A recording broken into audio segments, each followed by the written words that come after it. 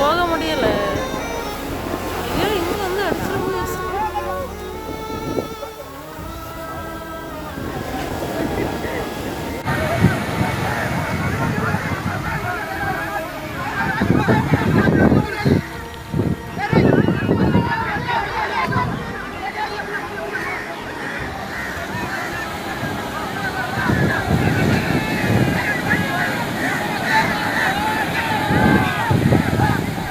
கடலில் இருந்து கரை ஒதுங்கிய ராட்சத உடும்பு சுறா.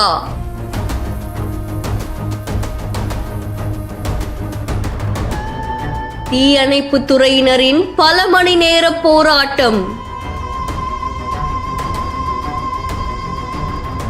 பரிதாபமாக உயிரிழந்த சுறாவால் சோகத்தில் ஆழ்ந்த மீனவர்கள்.